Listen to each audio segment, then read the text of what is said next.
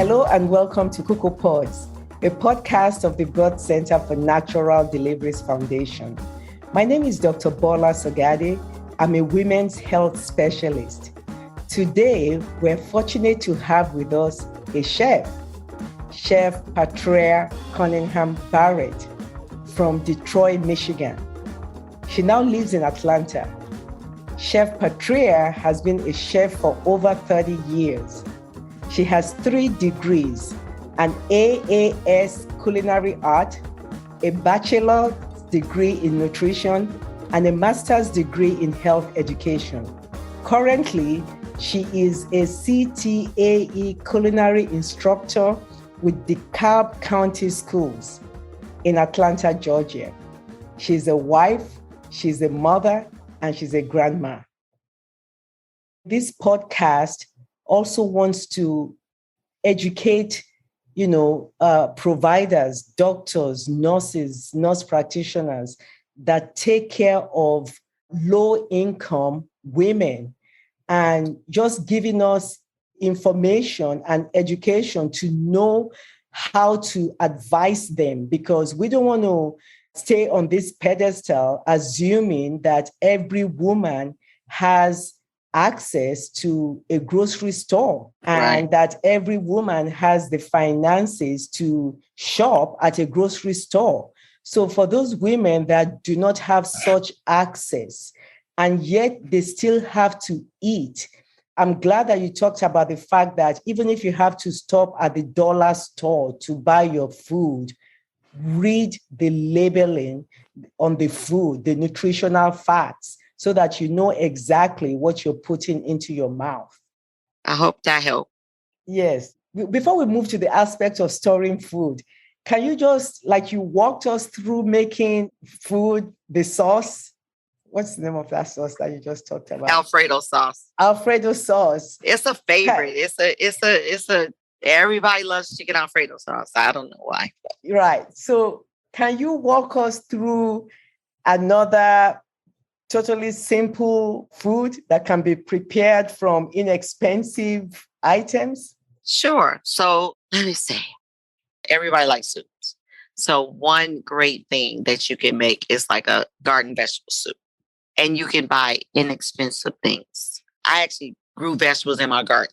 So I had tomatoes and I had zucchini and what else did I have? Peppers.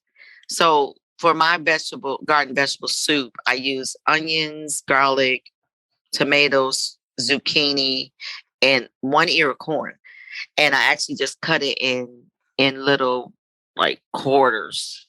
And so you just saute your onions and your carrots and your green peppers. That's what I use. And I also had tomatoes that I had frozen from my garden. And I put it in a pot. After you saute that stuff up, you put it in a pot, you put the seasonings. I like Italian seasonings. So I like basil and oregano and things like that. And I put a little turmeric in it, which is actually really good. Superfood. So, and you just let that cook on the stove. If you can throw it in a crock pot. And then for the protein, I actually took a can of garbanzo beans or chickpeas, and I used chickpeas. So that's a great way if you are trying to go vegetarian. I got the rainbow in there, and I also have the protein in there. So another thing about vegetarian, 2 incomplete proteins make a complete protein. So that's why macaroni and cheese is a complete protein. Bet you didn't know that.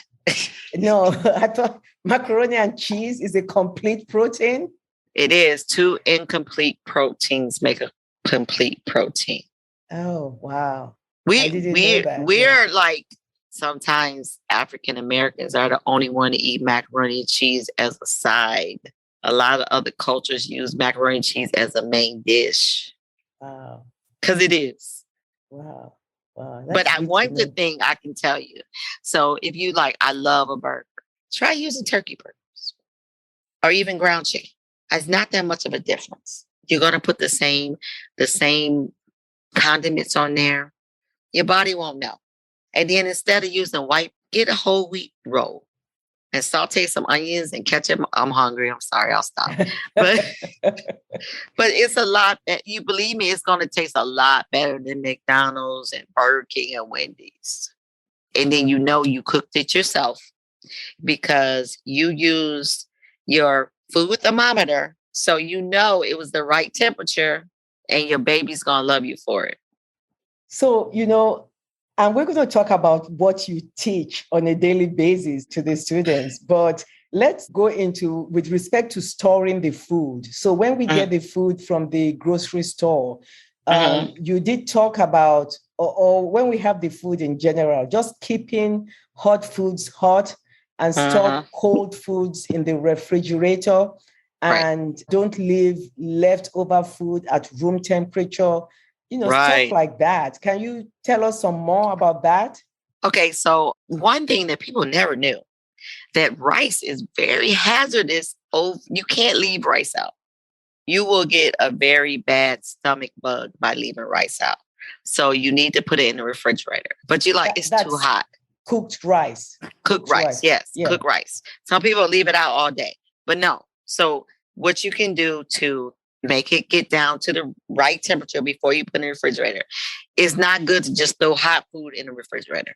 So you get an ice bath. So you put a bowl with some water and ice, and you put the pot in there to cool it down. The reason you do that is because if you just throw a hot item in the refrigerator, the germs are multiplying triple time.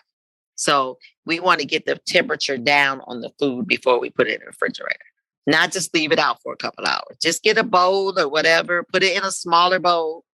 Whatever you have it in a pot, put it in a smaller bowl, cover it up, you can even take a Ziploc bag and put some ice in it and put it on top of the Ziploc bag and let it cool down before you put it in the refrigerator. So, leave the food out. I know you say you're going to get back to it, but it's a lot easier just to put it in. If you can, please don't put it away in a pot. Try to get you some Ziploc bags if you can't afford bowls. Get some Ziploc bags, put the food in, cool it down, put it in the refrigerator, take out what you need. So, and one thing that people really don't know is you can only heat up that food once. So you got that pot of spaghetti and you put it in the refrigerator, then you heat it back up, then you put it back in the refrigerator. No. Once you heat it up once, it's done. So if you're going to heat some up just for yourself, heat a little bit up. Don't heat the whole pot up. And think about, and I know it's hard to some people, it's hard for them to make smaller portions. If you're going to make a big portion, cool it down and freeze it. And that's always like, if you don't have a lot of time and you got a day you're off work, make a big pot of something.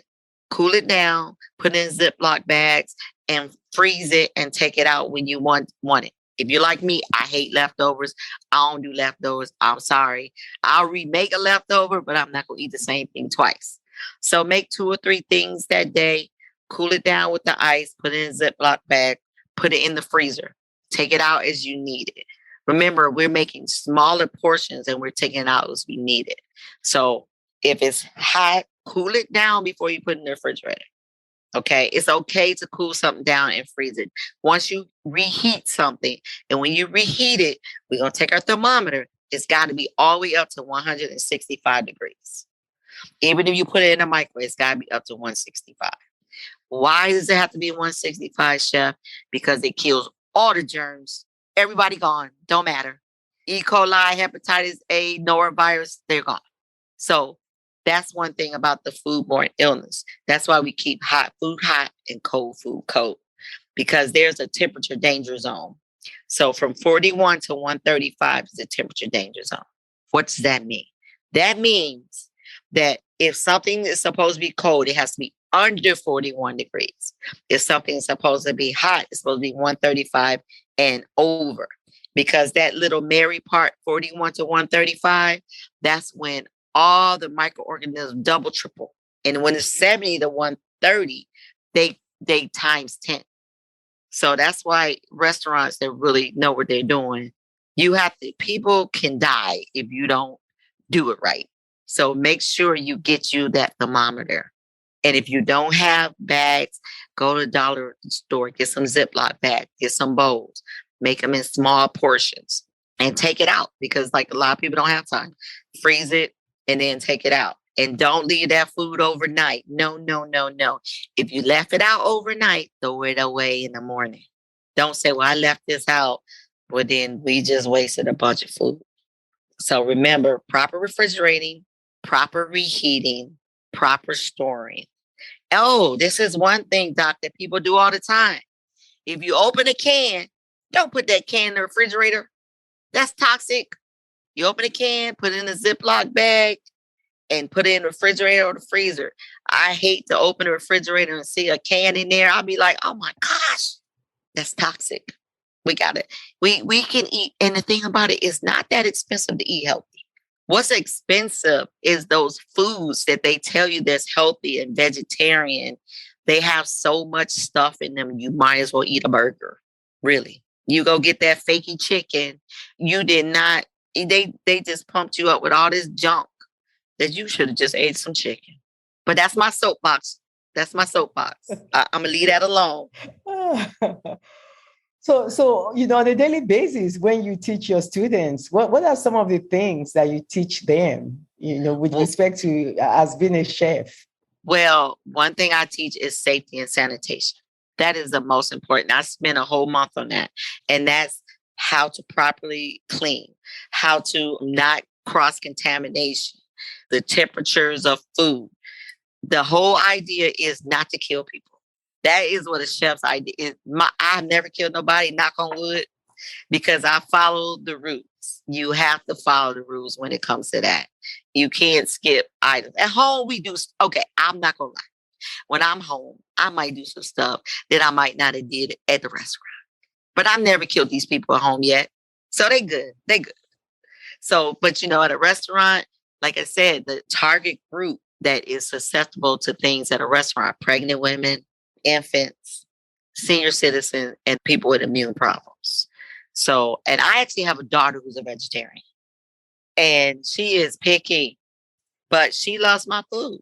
But I keep, like I said, I wash my hands. I'm strict in the kitchen. My mom, when she works for me, she be like, jeez, I'm strict. I don't play. So yeah, but we, even in the kitchen, my kids love my class. I don't know why, because I get on them and they know we don't play around, but they can tell you about safety.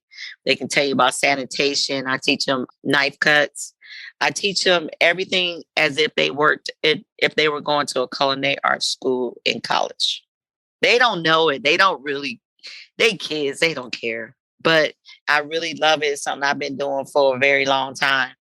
Well, you also talked about, thank you for that. That was so funny. You talked about avoiding processed foods that tend to be high in sugar, yes, fat, and salt. Yes. And, although they can taste very good and they're very convenient, but they might not be good for our nutrition. Oh, they taste real good because they doping up our taste buds. They don't. So you just getting taste in your body. It's like, what is this? So you just have to watch, and they will try to trick you. Like it'll say lower salt, okay, and then you look at, they lowered the salt, but they made the sugar higher, and that's the number one killer in minorities is diabetes and heart problems. And or it'll say gluten free. Some things are naturally gluten free. Gluten is wheat.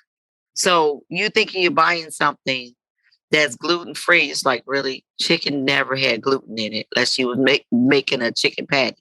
So one thing, like I said, try things. When you go to restaurants and when you go to a store, instead of I like pita bread. Instead of getting regular bread, try pita bread.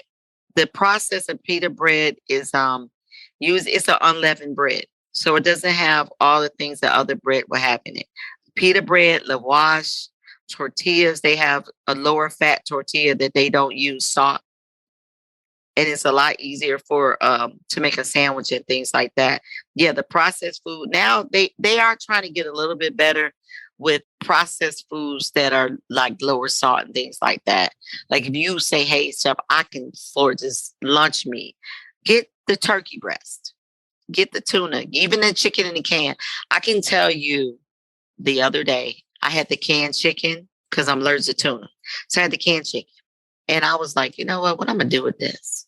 I made a pot pie with the canned chicken. I took the canned chicken, cream of chicken soup, and mixed vegetables. And I made that for the inside of my pot pie. Then I took butter, flour, and ice water, and I made a crust. They loved it. But if I get the can, it's certain brands I like. I like Campbell, but I'll make sure, but I'll get the off name, but I'll make sure it's low fat or low salt. Because like you said, everybody can't afford the most expensive thing. But if you have to get it, look, read it. Because we have so many of our relatives dying of diabetes and hypertension. And exercise. Make sure you're walking around. Get up. After you eat that food, you ate that good meal, don't go to sleep. Don't go to sleep. Don't do it. Don't do it. Don't do it.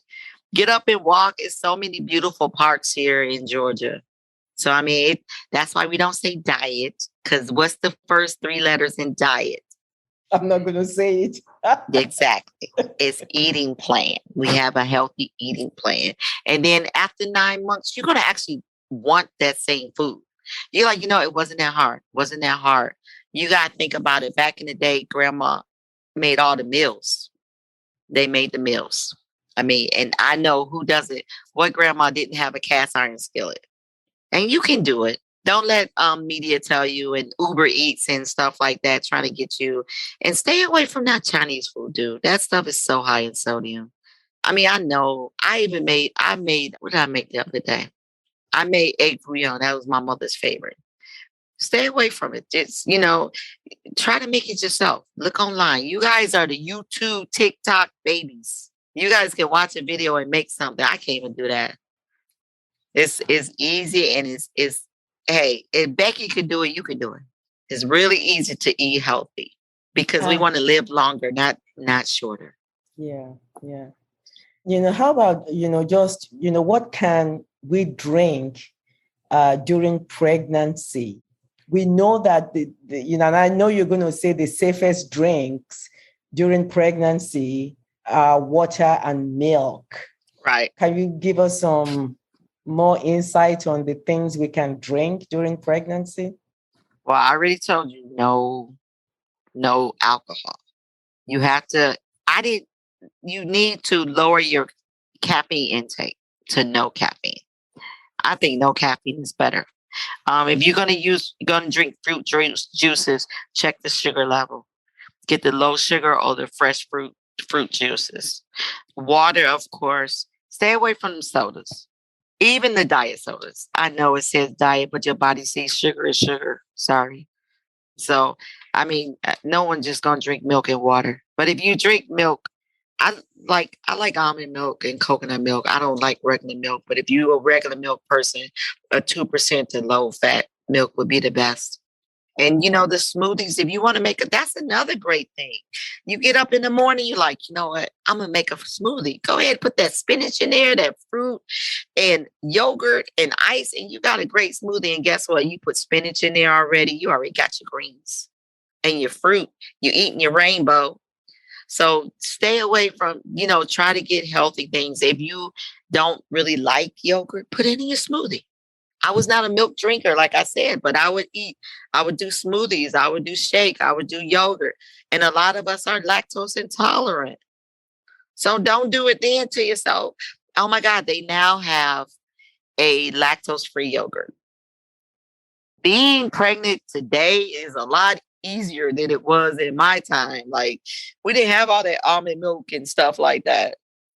I mean, I would force myself. You don't know, Doc. I never liked milk. I'm not intolerant. I just don't like it. And I would have to force myself to drink that milk.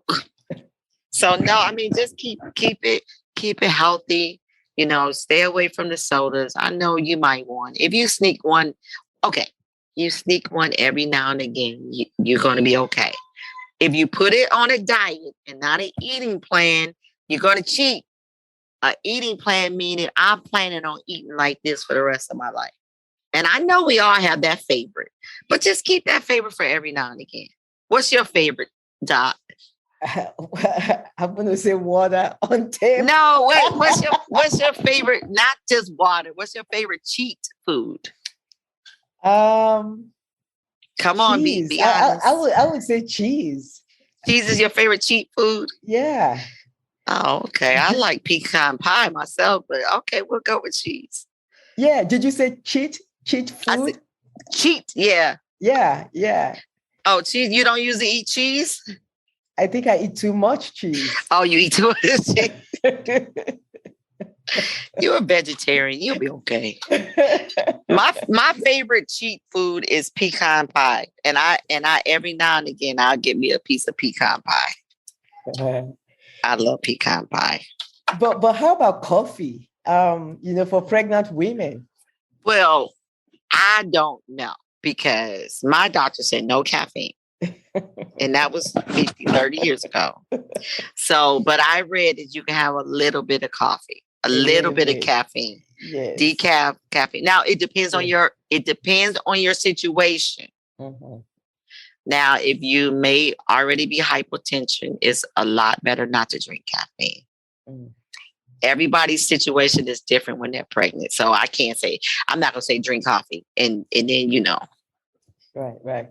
We say a little bit of caffeine. Everything in moderation. Everything in moderation. Yes. And just talking about that, one cup of instant coffee has 60 milligrams of caffeine. Right. One shot of espresso coffee has 100 milligrams of caffeine, and a cup of tea has 30 milligrams of caffeine, and 100-gram bar of milk chocolate has 20 milligrams of caffeine. So, wow. The highest is about a shot of espresso coffee, and the lowest is about a cup of tea or a small bar of milk chocolate for people that still like their caffeine. But one thing I can say, Doc, like people nowadays, they don't just drink coffee like those. Stay away from the energy drinks. Yes. I stay away from the energy drinks while you're pregnant. Right. Wow, this has been great. So, as we're wrapping up, what advice as a chef, as a chef that has done this for 30 years, as we close, and you've said a lot of things, what advice would you give a pregnant woman in Georgia, whether she has a lot of income or limited income, and she just wants to eat healthily for herself and her baby during pregnancy, and maybe continue this lifestyle change after pregnancy? What advice would you give such a woman? Well, like I said, myplate.gov will help you out a lot with balancing your menus. And also eat healthy, like eat the rainbow, like your vegetables, make sure you try a new vegetable a day. Like try to cut, we as Americans eat a lot of protein. So maybe protein twice a day if you're going to do meat. And make sure you choose fresh alternatives. Don't get food from unapproved sources. I know it, and even watch when you are eating out. Make sure it's a place that you can trust, because the food that you were able to eat when you weren't pregnant is totally different now. So for a good eating, make sure you checking your sodium. Make sure you're checking your sugars. Be healthy to your heart, and not only while you're pregnant, but throughout your life. And don't forget your dairies.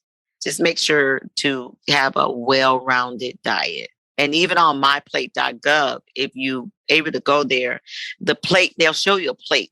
And actually the biggest thing on the plate is vegetables. Vegetables have the biggest little curve on the plate. Then it's the grains. And then actually, believe it or not, lastly is protein.